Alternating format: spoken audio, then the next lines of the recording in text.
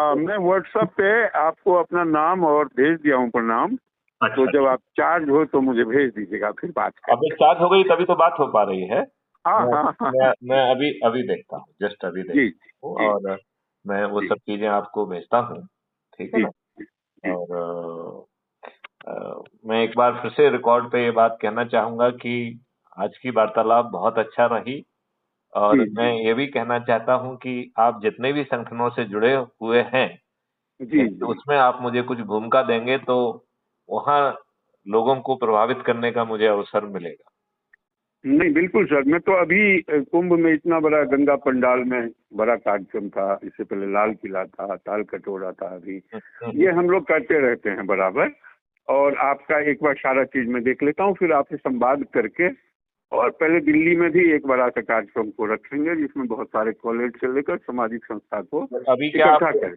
अभी आप क्या पूरे इसमें पूरे समय प्रयागराज में ही रहेंगे? अभी मैं दिल्ली हूँ, मैं 10-12 तारीख के बाद फिर प्रयागराज जाऊंगा। मैं कुछ चिट्ठी दे के आया था इनको, अवधेशानंद जी को, ज्ञान कैलाशानंद, ज्ञानानंद, ये सब जितने भी बड़े धार्मिक नेता हैं उनको, कि क्या गृह क्या मंत्रालय आ क्या रहे हैं। क्या हम इनको किसी एक जगह इकट्ठा होकर कुछ आचार विचार, क्या कुछ विचार विमर्श कर सकते हैं? अभी तो हमने एक मंच लगाया था, उसमें बहुत सारे लोग आए थे। कई शंकराचार्य भी अपने फेवर में वीडियो जारी किए, ये सब। हम्म। और ये अभी लगे हुए हैं अपने दुकान को ठीक से चलाने में, क्योंकि बड़े बड़े अखाड़ा बना रखे हैं ये लोग किला की तरह।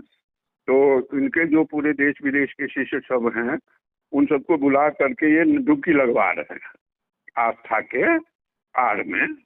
और तो अभी तो उनका एक जगह बिठाना मुश्किल है, लेकिन इसके बाद, कुंभ के बाद। यदि हम जो है वहाँ प्रयागराज में पहुंचे, हाँ, तो इंडिविजुअली हम लोग चल सकते हैं वहाँ, और भी एक दो आईपीएस हैं जो साथ में चलेंगे, जो ऑलरेडी प्रयाग में हैं, जैसे जुगल किशोर तिवारी हैं जी। और वो अभी डीआईजी से रिटायर किए हैं वो भी। और वो कुंभ में ही उनका घर है, वहीं प्रयाग में घर है उनका। अच्छा। पहले प्रयाग वो एसएसपी भी रहे हैं 19 वर्ष। वाह। तो ये गदुआ डाकू का इनकाउंटर किए थे लाइव, जिस समय अतीक अहमद अपने जवानी पे था, उस समय बुलडोजर चलवा करके उसका वो कुर्सी करवा लिए थे। तो एक अलग आईपीएस हैं। एक आपके यूपी के डीजीपी रहे हैं महेंद्र गांधी जी। वो भी अपने साथ हैं। वो बड़े पानी के ऊपर में बहुत किताब सब अच्छे अच्छे लिखे हैं। एक और हैं अपना बीके बहुगुणा, 1986 बैच के ऑफिसर हैं, वो मुझसे जुड़े हुए हैं। जुड़े हुए हैं, ठीक है। हाँ हाँ हाँ। बीके बहुगुणा है आईएफएस। ओके। उनका बेटा भी जबलपुर का एसपी है। ओके। At present. ओके। वो पर्यावरण के ऊपर में उनका बहुत बड़ा रिसर्च है। और उड़ीसा के चीफ सेक्रेटरी से वो रिटायर किए हैं। उस समय राष्ट्रपति के साथ भी रहे थे वो। हाँ हाँ। और ऐसे बहुत सारे एक्ट्स हैं। उसके बाद में आपको मैं एयरफोर्स, आर्मी और नेवी के जो रिटायर्ड बड़े अधिकारी हैं उनका पूरा लॉबी दे दूंगा पूरे देश में। ये देश बदल जाएगा, मैं आपको बता रहा हूँ। हाँ, तो ये जो आज मैं वही कह रहा था तो कट गया था कि आज बसंत पंचमी है जी। तो कुछ विचारों का अंत और कुछ विचारों का शुरू, यही बसंत है। बहुत सुंदर, बहुत सुंदर। और सरस्वती माता का आज दिन है, तो कुछ तो होना होगा ना, इसीलिए हमारे आपका शब्द मिलन में हुआ है। आप बिल्कुल ठीक कह रहे हैं, बिल्कुल ठीक। तो शब्द ही तो है मुख्य, शरीर तो है, वाहक है उस शब्दों का। बहुत सुंदर। लेकिन ये मिलन जो हो रहा है, इसके पीछे वो दैवी त्रिकोण का काम चल रहा है, जो अपनी रचना कर रहे हैं, आपको हमें सबको जोड़ के। बिल्कुल ठीक कह रहे हैं। और ये हमारे और आपके प्रयास नहीं है, ये जो कुछ भी हो रहा है वो कॉस्मिक एनर्जी से हो रहा है। हाँ, ये कॉस्मिक एनर्जी, सबई न चाहत राम गोसाई, अगर उसको सरल भाषा में समझ लें तो। नहीं, वो जो आपने कौन सा दोहा बोला, फिर से दोहराइए। सबई न चाहत राम गोसाई। अच्छा, इसका क्या मतलब निकला? इसका मतलब ये निकला जो परम आत्मा है, हाँ हाँ, जो वो अपना जो एनर्जी नीचे में है उनका उसको कंपोज कर रहे हैं, जिसको हम हरि हजार हाथ वाला बोलते हैं। तो हरि का जो हजार हाथ है उसमें एक हाथ हमारा हुआ, एक हाथ आपका हुआ, ये सब हाथ मिल करके हजार हाथ वाले हो जाते हैं। वो वैसे ही होते हैं जैसे एक मंच पर हारमोनियम वाला, ढोल वाला 50 वाद्य वादन लेकर के बैठा हुआ व्यक्ति हो, सबके वाद्य से अलग अलग धुन निकलता है, लेकिन अगर एक ताल एक सुर पर हो तो मंच महफिलें जम जाती है। और अगर उस मंच पे सब अपना अपना बजाना शुरू करे, सबका धुन अलग अलग हो, तो मंच विकृत हो जाती है।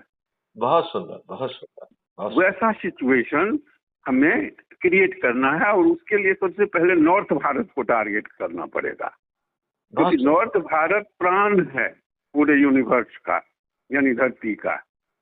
इसीलिए गंगा का सोर्स है, जमुना का सोर्स है, नर्मदा का सोर्स है। मैं ओशो को सुन रहा था गंगा के ऊपर, कल एक वीडियो से मिल गया तो मैं उसे सुन रहा था, तो उसमें भगवान कृष्ण ने ये कहा, नदियों में मैं गंगा हूँ। हाँ, मैं भेजता हूँ आपको वीडियो, हम लोग भी रिलीज किए हैं नदी संवाद का जो हमारा पेज है उस पे। अच्छा। और लगातार हम लोग वीडियो डाल रहे हैं तरह तरह से, शंकराचार्य सबका जो बयान आया है वो सब भी डाल रहे हैं, ताकि टेक्नोलॉजी के द्वारा जहाँ तक पहुँच सकते हैं वो भी पहुँचे, फिजिकल जहाँ तक पहुँच सकते हैं, हर एंगल से हम लोग अवेयरनेस का काम अब युद्ध स्तर पर करना पड़ेगा।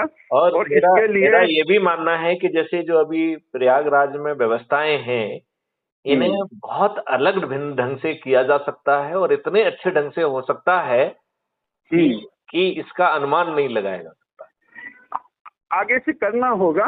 दरअसल प्रयागराज का जो मूल स्वरूप है वो विकृत हो गया है इस बार। आयोजन के दृष्टिकोण से, भव्यता के दृष्टिकोण से ये सब तो ठीक है, लेकिन जिस कार्य के लिए ये कुंभ लगता था, कुंभ का मुख्य उद्देश्य होता था गंगा जमुना सरस्वती जो ज्ञान प्रेम और बुद्धि के दाता हैं, उनके तट पर आकर के वर्तमान काल में धर्म सत्ता, समाज सत्ता, राजनीति सत्ता, अर्थ सत्ता और जो विदेश नीति है उसका वर्तमान काल के दशा में आई हुई गिरावट को परखते हुए सही दिशा क्या हो उसके लिए ऋषि मुनि चिंतन करके राजसत्ता को निर्देशित करे। इस काम के लिए कुंभ था। कुंभ का और कोई मीनिंग नहीं था। यहाँ से कुंभ से दिशा परिवर्तन होता था। इस विषय में कितनी गिरावट आई है, उसको रिफॉर्मिंग कैसे किया जाए, इस काम के लिए हमारे आचार्य से लेकर के और ब्रह्म को जानने वाले ब्रह्मवेता आते थे, एक जगह एकत्रित हो जाते थे, ताकि वो डिवाइन एरिया बन जाता था, और वहां से ज्ञान और प्रेम का एक नया प्रकाश लेकर के रचना के तरफ सरस्वती के सहयोग से ब्रह्म उतरते थे। बहुत सुंदर। ये विज्ञान है कुंभ का, लेकिन वो तो हो गया है एक अलग सा। लेकिन उसी में जो जो कर रहे हैं वो करते रहें, हम लोग उसी सूत्र के अनुसार रचना के तरफ बढ़ जाएं, तो 1+1 बढ़ते बढ़ते क्वांटिटी हो जाएगी। उसी का ये रूप है कि हम आप संवाद कर रहे हैं। ये प्रकृति का इशारा है। चलिए जीवकांत जी, मैं आपसे अनुरोध करता हूं कि हमारी 2 वार्तालाप हुई हैं 2 खंडों में जी। इस वार्तालाप के बाद आपका देश के नाम क्या संदेश है? देश के नाम ये संदेश है कि भारत जो आध्यात्म की रीढ़ पे खड़ा है, उसकी जो भारत की जो ग्रेविटी ऑफ प्योरिटी है, उस प्योरिटी के तरफ भारतीय जनमानस को जाना पड़ेगा, पैराडाइम शिफ्ट करना पड़ेगा अपने वैचारिक, और उसके लिए जो तैयार नहीं है उनको कष्ट होगा, और वो कभी भी सुखमय जीवन नहीं जी रहे हैं, न जी पाएंगे, और उनका न संतान जी पाएगा।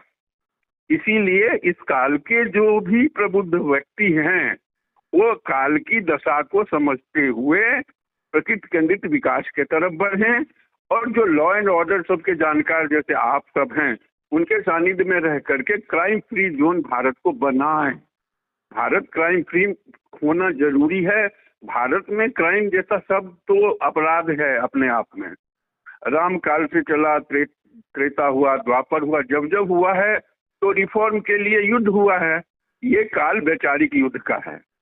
बहुत सही कहा। इसमें जी भौतिक युद्ध नहीं होगा, वैचारिक जी युद्ध होगा और समागम हाँ होगा और फिर जी, एकता आएगी और ये महापरिवर्तन होगा।